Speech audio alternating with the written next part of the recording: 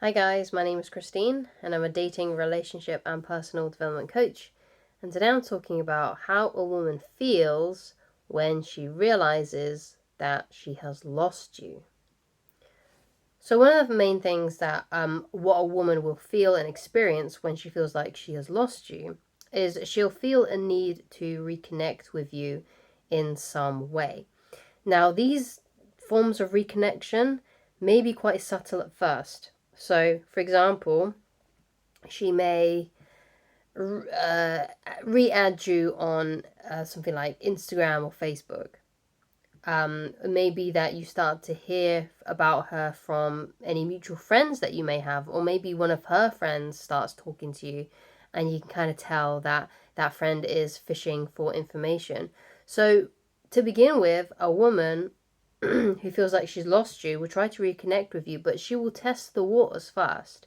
She won't just flat out come up to you or call you up and message you and say, I miss you, even though sometimes that does happen. But more often than not, a woman will test the waters first before reaching out to you and messaging you. And even when it gets to the point where she does message you, yeah, she again may not directly say, I miss you, I still love you, I want to get back together, I made a mistake leaving you. What she will do is she'll just say something inconsequential, such as, and casual, like, hey, how are you? She might not necessarily get into how she's actually really feeling and why she has reached out to you. So there's a quote that I really like by Corey Wayne, and it is something like this. He says, if a woman reaches out to you, assume that it means that she wants to see you. And I have found that to be incredibly true.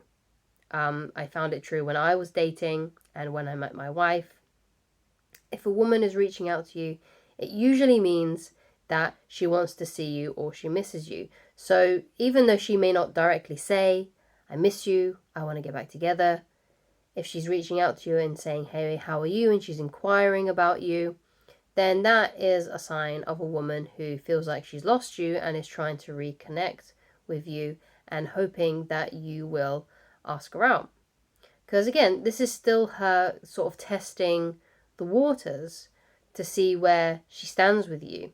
So if you want her back and she reaches out to you, ask her out, ask to have a catch up. Of course, you may not want to do that. Maybe you've moved on, and usually 9 times out of 10, if this is an ex who you're dealing with, then it's always usually better to just leave the ex as an ex and to move on with your life.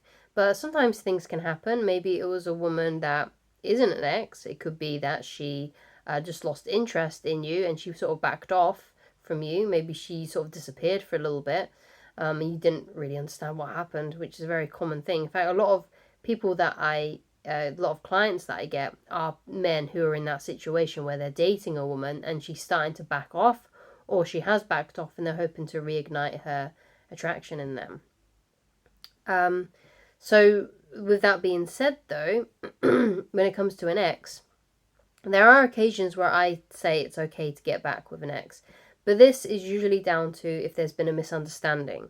So a misunderstanding might be they thought that you cheated on her when you didn't. That's a misunderstanding. Or it could be something along the lines of a third party getting involved.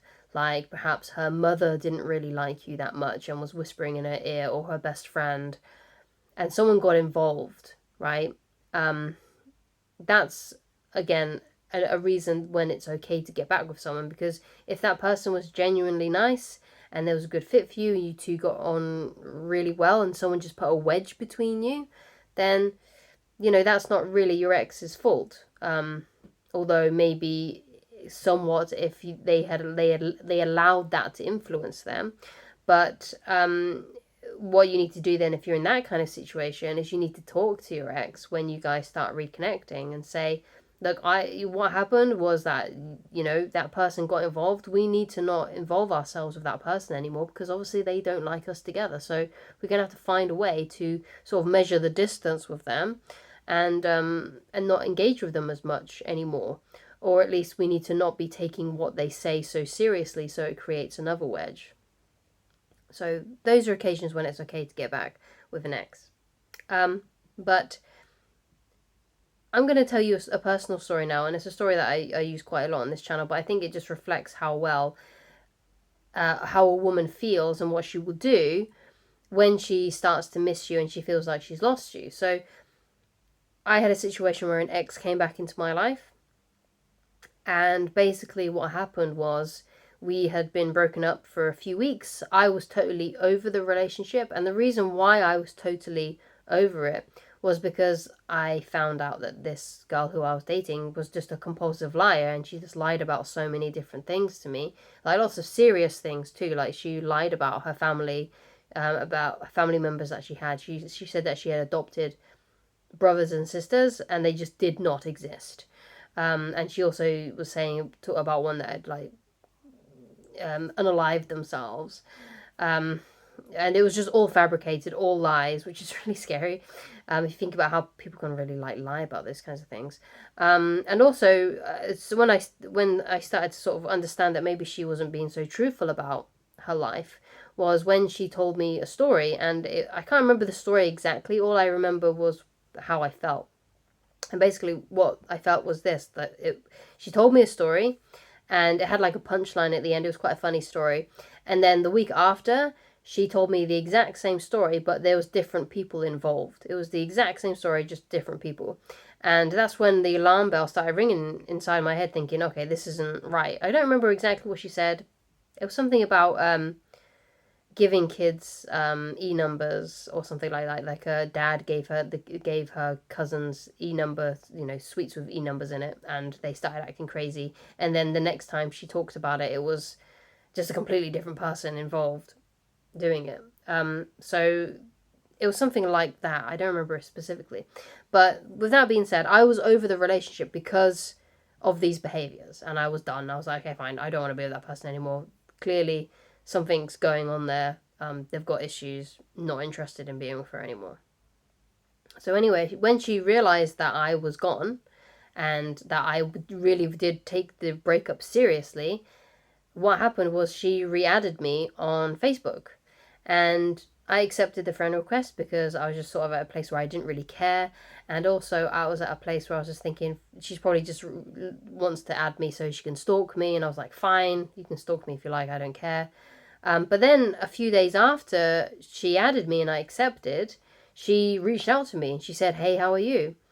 And we had a conversation for a little bit, and we nearly started meeting up again, but I just realized there's no way. There's just no way I can go back to this. So I put my foot down and we didn't ever meet up again.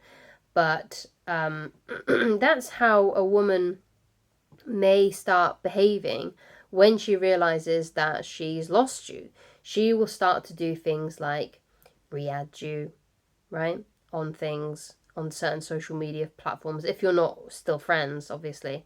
And then she'll reach out to you. But there are other ways that she may do this, okay?